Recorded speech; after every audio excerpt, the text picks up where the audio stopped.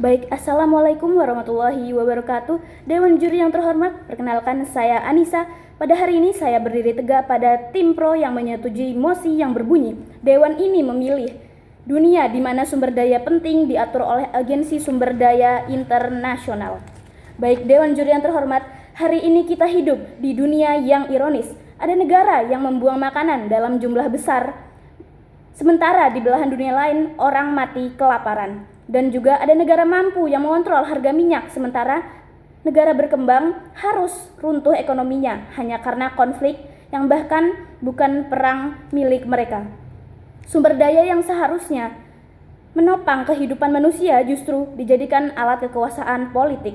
Di sini saya percaya bahwa sumber daya penting dunia tidak boleh sepenuhnya dikendalikan oleh kepentingan nasional semata, tetapi harus diatur melalui agensi sumber daya internasional demi keadilan, stabilitas, keberlangsungan, dan keberlangsungan global. Di sini saya percaya mengartikan sumber daya penting yang berarti minyak, gas, air bersih, pangan strategis, mineral langka, energi, bahkan jalur distribusi global. Dan agensi sumber daya internasional berarti lembaga global independen berisi perwakilan negara-negara yang bertugas mengatur distribusi, akses, dan stabilitas sumber daya agar tidak dimonopoli. Di sini saya akan membuktikan dua hal. Yang pertama, mengapa dunia saat ini gagal menciptakan distribusi sumber daya yang adil, dan yang kedua, mengapa pengaturan internasional menciptakan stabilitas global. Baik, saya akan menjelaskan di poin pertama.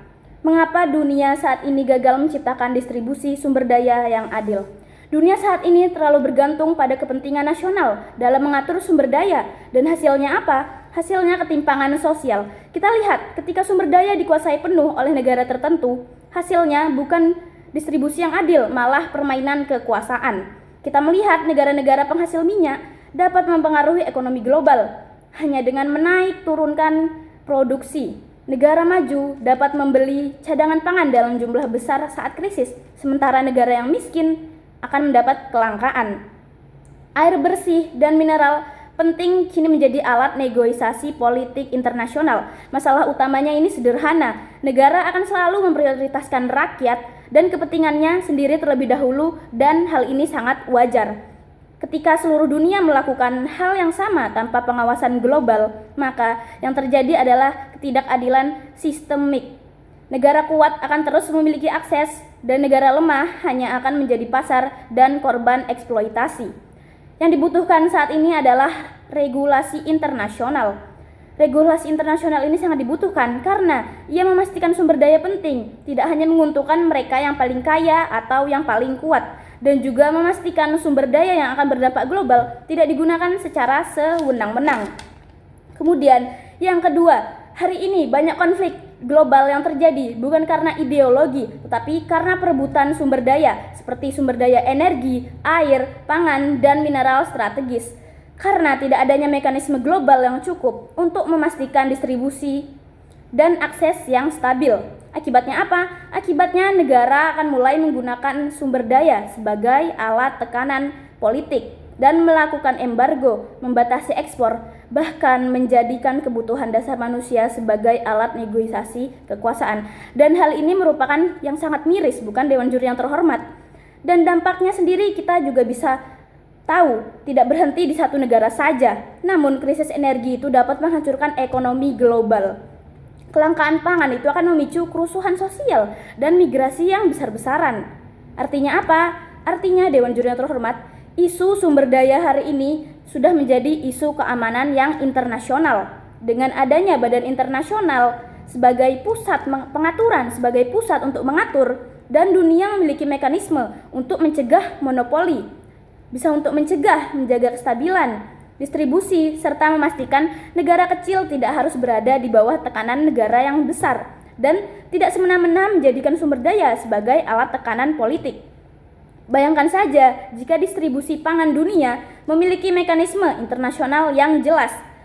Saat terjadi gagal panen, perang, dunia tidak perlu menunggu belas kasihan negara yang besar. Ada sistem yang memastikan bantuan dan distribusi tetap berjalan. Dan ini bukan konsep yang sangat mustahil. Dapat dibuktikan dengan apa?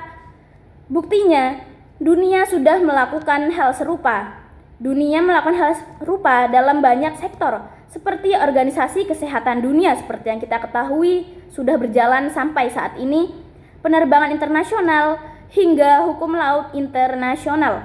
Dan ini menandakan dunia sudah sadar terhadap isu tertentu yang terlalu penting untuk diserahkan sepenuhnya pada ego masing-masing negara nasional.